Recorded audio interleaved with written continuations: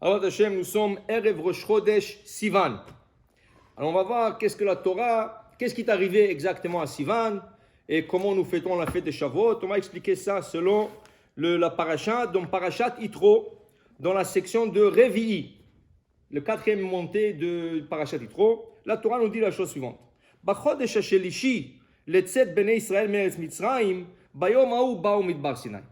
Le troisième mois, après avoir sorti de l'Égypte, le Tetvav Nissan, alors nous avons Nissan, Iyar, Sivan. Le troisième mois, ils sont arrivés Midbar Sinai, dans le désert de Sinai. Dit Rashi, Bayom Hazeh, Berosh Chodesh Sivan. C'était Rosh Chodesh Sivan. On est arrivé avec Moshe Rabbeinu, avec 3 millions de personnes dans le désert de Sinai. Vaïsum Irfidim, Vayavon Midbar Sinai. La dernière station était Refidim. Qu'est-ce qu'il y avait à Refidim? La guerre de Amalek. Nous sommes sortis d'Égypte, il y a une nation qui vient nous attaquer.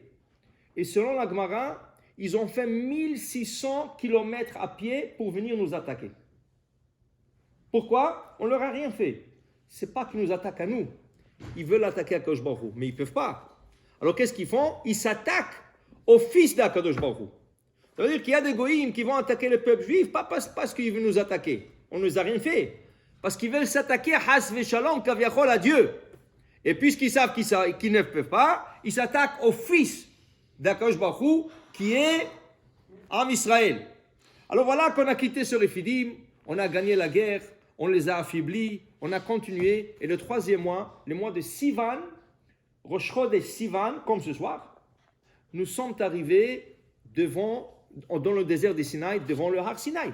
Il y a là-bas la montagne sur laquelle la Torah va être donnée. Le lendemain, Vayachanu Bemidbar, on a campé, on a stationné, on s'est préparé. Et voilà le lendemain où Moshe alla ela Elohim, Vaikra elav Adonai minahar. Moshe, le lendemain, est appelé par Dieu, monter sur la montagne. Moshe, monte, je veux te parler, monte. Alors Moshe, il se prépare et il monte. Le 2 Sivan. Il lui dit, Kotomar le Bet Yaakov, Vetaget libne Israël. Tu vas parler aux femmes et tu vas parler aux hommes. Bet Yaakov, c'est les femmes, dit Rashi. Et Bnei Israël, c'est les hommes. Pourquoi les femmes et les hommes? Pourquoi on ne dit pas Daber el Bnei Israël, parle aux enfants d'Israël? Pourquoi parle d'abord aux femmes? Dis aux femmes que je vais donner la Torah. Après, tu dis aux hommes. Mais qui c'est qui étudie la Torah? Les hommes ou les femmes? Les hommes. Alors il faut parler aux hommes, pas aux femmes. Nous enseignent nos sages? Non. C'était important de parler aux femmes en premier. Parce qu'il y avait déjà, il y a 2448 ans en arrière, une histoire comme ça où Dieu a parlé à l'homme et pas à la femme. Et une grande... ça a mal tourné. Où ça a mal tourné? Adam et Ève. Hachem, il dit à Adam, ne mange pas de cet arbre. L'arbre de la neige, tu ne touches pas, tu ne manges pas. Okay? Il ne va pas parler à la femme. Qui c'est qui a parlé à la femme? Son mari, Adam. Qu'est-ce qu'il fait Adam? Dieu, il lui dit, ne mange pas. Qu'est-ce qu'il dit à Chava? Ne touche pas. Qu'est-ce qu'il fait le Nahash? Il prend Chava, il la pousse contre l'arbre, elle tombe, elle touche. Il dit, tu n'es pas morte. Ah, tu vois? Alors même manger, tu ne vas pas mourir. Et voilà, qu'est-ce qui est arrivé? Les deux, ils ont mangé. Hachem, il va assurer que les femmes participent dans la Torah en poussant les hommes à aller étudier. Parce que si la femme te dit, tu vas me laisser seul le soir, tu vas pas souper avec moi, tu vas pas sortir avec moi, tu vas pas prendre un café avec moi, tu vas jamais étudier. Tu vas jamais étudier. C'est grâce que la femme te pousse, c'est comme ça que tu vas étudier. Okay? La femme de Rabbi Akiva, elle est venue d'une famille, un de 3 hommes les plus riches en Israël, Kalba Savoie. La Gemara dit que Kalba Savoie, avec 2 autres, pouvait supporter tous les habitants de Jérusalem pendant 22 ans. Jérusalem, elle a été assiégée rien que 3 ans. Mais lui, il pouvait donner de l'argent pour 22 ans, supporter Jérusalem. Jamais un ennemi aurait resté 22 ans là-bas. Qu'est-ce qui est arrivé malheureusement? Comme nous lisons l'histoire de la Gemara de Gittin, les voyous, ils lui ont brûlé tous ses biens matériels. Alors il n'avait plus de l'argent. Mais avant que c'est arrivé, bien avant la destruction, qu'est-ce qui est arrivé? Sa fille, Rachel, tombe amoureuse avec le berger de son père, Akiva. Okay? Et ils se parlent entre eux, ils s'amitient et tout ça. Quand c'est devenu sérieux, il dit, hé, une condition, tu veux que je te marie avec toi? Je ne sais même pas si mon père il va être d'accord. Mais qu'il le soit ou pas, ça ne m'intéresse pas. Moi, tu m'intéresses. Mais une chose, je vois un grand potentiel en toi. Tu vas aller étudier la Torah, tu es d'accord ou pas? Si tu ne veux pas étudier, laisse tomber. Alors, ça l'a intéressé. Elle dit, je te promets, je vais aller étudier. Et voilà. Grâce à elle, il est sorti Rabbi Akiva. Il est parti 12 ans étudier la Torah, 12 ans. Il est revenu après 12 ans. Avant, la yeshiva, ce n'était pas au coin de la rue ou l'autre ville. Non, la yeshiva, il fallait voyager. Tu voyageais. Tu ne retournais pas si vite. Tu restais là-bas et non, ça ne valait pas la peine. La Gemara nous raconte, il y avait un rave qu'on l'appelait Barberav. Barberav, ça veut dire l'étudiant d'un jour. Les gens se moquaient de lui. Parce que pour aller à la yeshiva, ça lui prenait 3 mois. Il restait un jour, il étudiait, et il retournait 3 mois. Alors la yeshiva se moquait de lui. Barberav, celui-là qui est l'élève d'un jour. Rabbi Yochanan leur a dit, Rabotai, celui-là, il se sacrifie pour la Torah. 3 mois de voyage, de retour, 3 mois de retour. Il fait une route de 6 mois pour aller venir étudier un jour. Vous ne savez pas qu'est-ce que c'est un jour d'étude de Torah. Vous ne comprenez pas, c'est un sadique celui-là. Okay? Alors les gens n'allaient pas étudier pour un jour, les gens allaient étudier pour 1 an, pour 2. Rabbi Akiva, 12 ans. Quand tu retournes, il veut faire le surprise à sa femme. Il arrive, qu'est-ce qu'il voit? Sa femme dort avec la voisine en train de se bagarrer. L'autre, la voisine, elle veut taquiner la femme de Rachel. Qu'est-ce qu'il lui dit? Bien fait pour toi, ton mari a disparu 12 ans. Il t'a laissé, il ne veut plus de toi. Elle entend ça. Elle lui dit, j'espère qu'il peut m'entendre, qu'il va partir encore 12 ans, je lui laisse la permission. Qu'est-ce qu'il fait Rabbi Akiva? Il entend ça, il fait un demi-tour, il va 12 ans plus. 24 ans, il n'est pas rentré. Alors tout le monde se pose la question, tu es arrivé de voyage, rentre à la maison, prends un café avec ta femme, dis-lui bonjour, comment ça va, comment tu t'es arrangé pendant 12 ans, est-ce qu'il te manque quelque chose? Et 2 moitiés d'une pomme ne sont pas comme une pomme entière. 2 moitiés d'une pomme, ce n'est pas une pomme.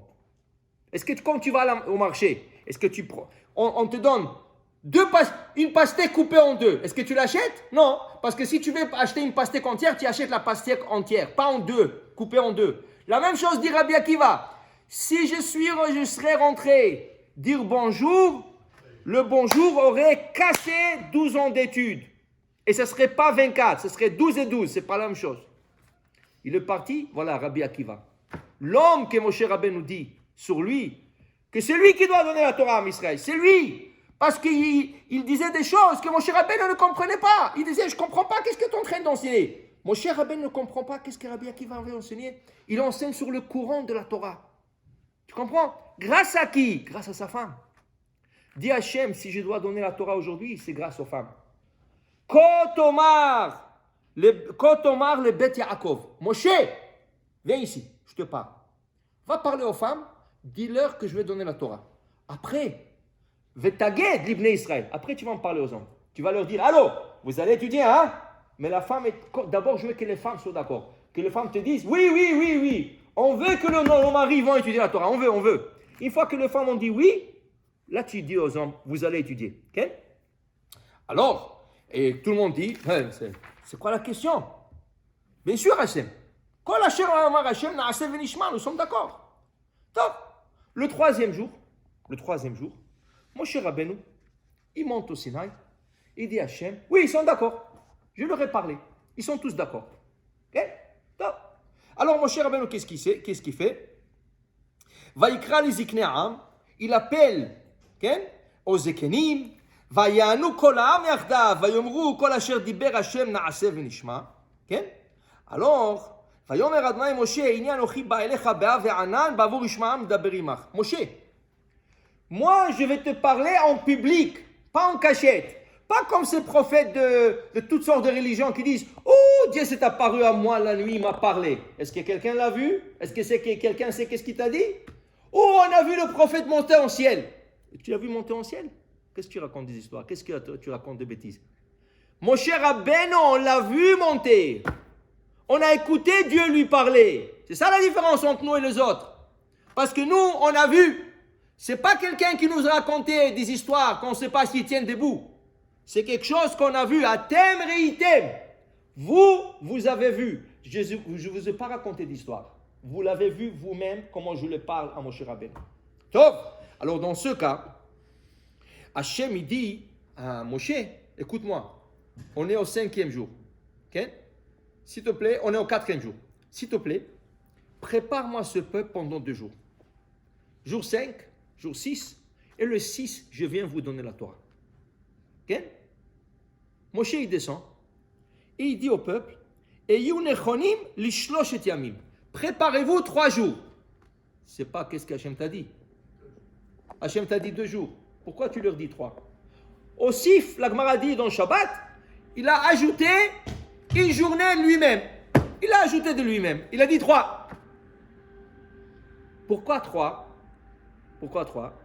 Chachamim nous explique dans la Gemara, parce qu'il ne voulait pas seulement que les hommes soient purs, aussi les femmes soient pures.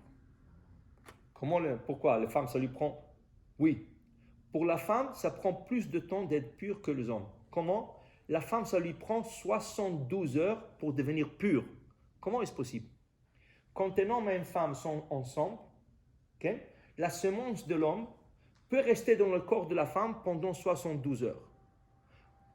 Pendant ces 72 heures, la semence, si elle ne se féconde pas, elle se rejette du corps de la femme. Mais ça prend jusqu'à 72 heures. Si la femme va au mikvé au 1er jour, au 2e jour, et la semence sort d'elle, elle est impure encore. Mon cher Rabbeinu voulait que même les femmes soient pures. Donc, qu'est-ce qu'il a dit? Shloshet yamim. Dieu, il a dit 2 jours. Il dit non, je veux que même les femmes, parce que j'ai parlé d'abord aux femmes. Je veux que même les femmes soient pures. Alors, il a dit aux femmes, il a dit à tout le monde, pour que les femmes soient aussi pures, ça prend 3 jours. Aussi, fiom et dato. Moshe, il a ajouté un jour de plus de lui-même. Qu'est-ce qu'il a que je vous lui dis? Hazaku Baruch. Tu as bien fait. Je suis d'accord. Tu ne m'as pas demandé. Je suis d'accord. Tu as bien fait. Hazak, kol hakavod, mon cher Rabbeinu. Tu as bien fait. Moshe a fait 3 choses que Dieu ne lui a pas dit de faire. Et il a fait. Okay? Il a fait ça. Et il a cassé l'étape de la loi. Qu'est-ce qu'Hachem lui dit? Hazaku Baruch. Yashar kochacha, Sheba. Tu as bien fait. Ils ne méritaient pas la Torah quand ils ont fait le vaudor. Tu as cassé. Yashar kochacha. Et il s'est séparé de sa femme. Ça, c'est 3 choses qu'Hachem lui dit, Hazak ou Baruch. Baruch tiye, Yeshar kochacha. Okay? Alors il leur a dit 3 jours. Et voilà, on se prépare. Jour 5, jour 6, et on reçoit la Torah jour 7. Une seconde. Quel jour ce matin Torah? 6 Sivan. Selon le calcul, et ça c'est un calcul que Rashi fait selon la Gemara. Alors on a reçu la Torah le 7 Sivan, pas le 6. Alors pourquoi on fête le 6 Sivan? Pourquoi on fête le 6 Sivan? C'est le 7 qu'on a reçu la Torah. Moshe Rabbeinu montait le 7 Sivan au ciel pour avoir la Torah. Le Magen Avraham, dans le premier Siman, 494, dans le premier Siman de Shulchan Aruch qui parle de Shavuot, il a tout un commentaire pour expliquer pourquoi nous fêtons le 7 et pas le 6. On a abrégé ici, on va le faire, on va expliquer. Dieu, quand il pense sur quelque chose, même si à la fin il y avait un changement de plan, la pensée de Dieu ne change pas. Dieu avait le plan de nous donner la Torah le 6 Sivan, c'est resté 6 Sivan. Ok, dans cette génération de Moshe Rabbeinu, lui il a décidé d'ajouter un jour de plus, à cause des femmes qui deviennent pures. Mais quelle était la pensée initiale d'Hachem? 6 serait 6. Ça ne change pas. Cette génération, peut-être ça a changé, c'est décalé d'un jour. Mais ça reste 6. Pour que on suit la pensée, Rabot mahashavot belevish va'atzat Hashem. La pensée d'Hachem, hitakum. C'est ça qui va être à la fin. Alors on fête la fête des Shavuot le 6 Sivan. Alors c'est ça. Erev Rosh Chodesh Sivan, à partir de ce soir, il n'y a plus Tachanun. Pourquoi? Dieu nous parle, il parle à Moïse. Il y avait le va-et-vient. Moïse, parle-leur, dis-leur, oui, on est d'accord, ok, préparez-vous. Okay? Et là, c'est Shloshet Yemei Agbala, le 3 jours de préparation. Alors pendant 6 jours, il n'y a pas de Tachanonim parce que. Attendez une seconde. Quand il y avait le Beth Amikdash, quand il y avait le temple, Shavuot était un des 3 fêtes de pèlerinage. Pesach, Shavuot, Sukkot. C'était une obligation d'aller à Jérusalem pour emmener des sacrifices. Quand tu mets les sacrifices, des fois la fête, tu n'arrives pas à l'emmener. Il y a trop de monde, tu es occupé avec la famille, avec tes invités. On t'a donné 7 jours pour payer le neder. Tu as 7 jours pour payer ton nedarim. Donc, Shavuot, qui est le 6 Sivan, nous avons 7 jours de payer le neder. Le jour que tu emmènes les sacrifices au Beth Amikdash, c'est un jour de fête. Tu ne dis pas Tahanoun. Donc, comme il y a 7 jours de paiement que tu peux payer, tu ne dis pas Tahanoun. Alors, à partir d'aujourd'hui, jusqu'à 12, inclus le 12, on ne dit pas Tahanoun. On met les téphilines, tout normal, mais il n'y a pas Tahanoun. Pourquoi? C'est des jours de fête, c'est un jour qu'on a reçu la Torah, et il y a encore 7 jours complémentaires pour pouvoir, le Nedarai Hashalem l'Hachem. Le Nedarim, tu paies Hachem, ça aussi c'est un jour de fête. Baruch Adonai Le'olam, Amen, Amen.